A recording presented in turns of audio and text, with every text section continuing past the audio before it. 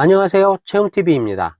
2022년 이사분기에 합계 출산율이 0.75로 떨어져서 화제가 되었었죠. 사실 분기별 최저치는 이미 2021년 4사분기에 나왔습니다. 그 당시 합계 출산율은 0.72를 기록했습니다.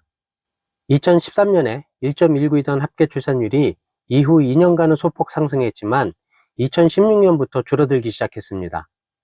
2018년에 처음으로 1.0 아래로 떨어졌고 2021년에는 0.81을 기록해서 2019년 이후 3년 연속 세계 꼴찌가 되었습니다. 2013년 이후 주민등록 인구 그래프입니다. 2019년에 5,185만 명으로 최고점을 찍은 인구는 2022년에 5,144만 명이 되어 3년 만에 41만 명이나 감소했습니다. 서초구 인구가 40만 4천 명이니 3년 만에 우리나라에서 서초구 인구가 사라진 것이죠. 우리나라 인구가 감소하기 시작한 것은 출생아 수가 급격하게 줄어들었기 때문인데요.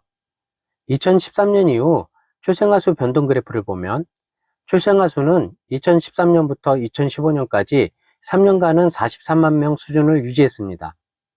그러다가 2016년부터 급격하게 감소하기 시작했어요. 2017년부터 2019년까지는 30만 명대로 줄더니 2020년부터는 20만 명대로 줄었습니다. 2015년에 43만 8천 명이던 출생아 수가 2021년에 26만 1,000명이 되었습니다. 불과 6년 만에 한 해 태어나는 아기가 숫자상으로는 17만 8천 명이 줄었고 감소율이 40.6%나 됩니다. 출생아가 급격하게 감소하는 것은 결혼하지 않고 혼자 사는 사람들이 늘어나고 있기 때문인데요. 2013년에 32만 건이 조금 넘던 혼인 건수가 해마다 꾸준히 줄어들고 있습니다. 2016년부터 30만 건 밑으로 떨어지기 시작했고 작년에는 20만 건 밑으로 떨어져 19만 건 수준을 보였습니다. 2021년 출생아 수는 2013년 대비 40.3%가 감소했고 2021년 혼인 건수는 2013년 대비 40.4%가 감소했습니다. 결혼하지 않으니 아이도 낳지 않는다는 것을 보여줍니다. 출생아 수와 혼인 건수 그래프를 같이 놓고 비교해 보면 2020년과 2021년 2년 동안은 혼인 건수가 더 많이 줄었다는 것을 알 수 있는데요. 2년 동안 출생아 수는 13.9% 감소했는데 혼인 건수는 19.2% 감소했습니다. 코로나19로 인해 결혼식을 미룬 영향도 있고요. 2020년과 2021년에 주택가격이 급등한 것도 결혼하기 힘든 이유가 되었겠죠. 혼인 건수 감소와 더불어 자녀를 낳더라도 하나만 낳고 둘째 이상을 두지 않는 것 역시 출생아 수 감소에 영향을 미쳤습니다. 첫째의 출산 비중은 꾸준히 늘어나는 반면 둘째와 셋 이상의 자녀를 출산하는 비중은 꾸준히 줄어들고 있습니다. 결혼해도 자녀를 낳지 않고 낳더라도 한 명에 그치는 것이죠. 이런 추세라면 앞으로는 가족 단위 기준이 4인 가족이 아닌 3인 가족이 될 수도 있을 것 같습니다. 산모들이 갈수록 아이를 늦게 출산하는 것도 출산율 저하의 원인 중 하나입니다. 산모들이 출산하는 평균 연령은 2013년에는 31.8세였으나 2021년에는 33.4세였습니다. 산모들이 갈수록 아이를 늦게 출산하는 것은 갈수록 결혼을 늦게 하기 때문인 것 같습니다. 여자들이 초음 평균 연령은 2013년 29.6세에서 2021년 31.1세로 많아졌습니다. 2021년에 태어난 아기 숫자가 2015년에 비해 약 18만 명 적었다고 말씀드렸죠.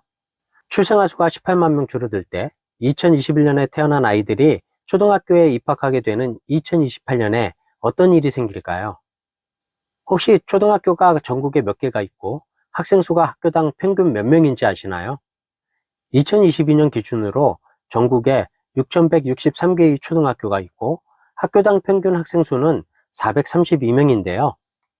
이를 6학년으로 나누면 한 학년당 학생 수는 약 72명이 됩니다. 한 학년 학생 수가 베이비붐 시절의 한반 학생 수와 큰 차이가 없는 것 같습니다.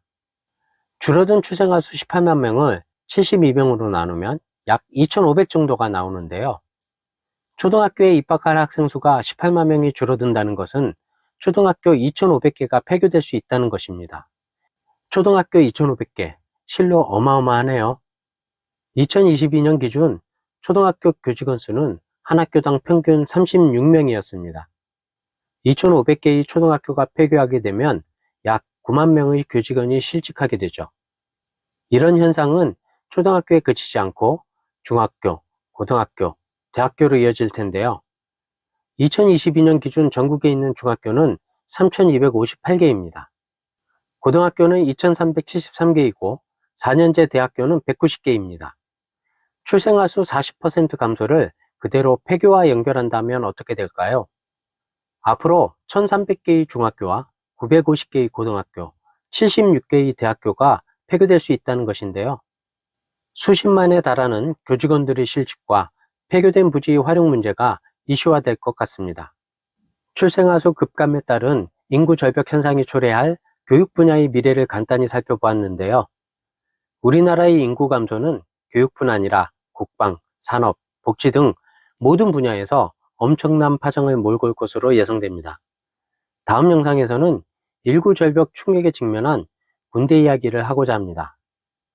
오늘 영상이 도움이 되셨다면 구독과 좋아요 부탁드려요. 시청해 주셔서 감사합니다.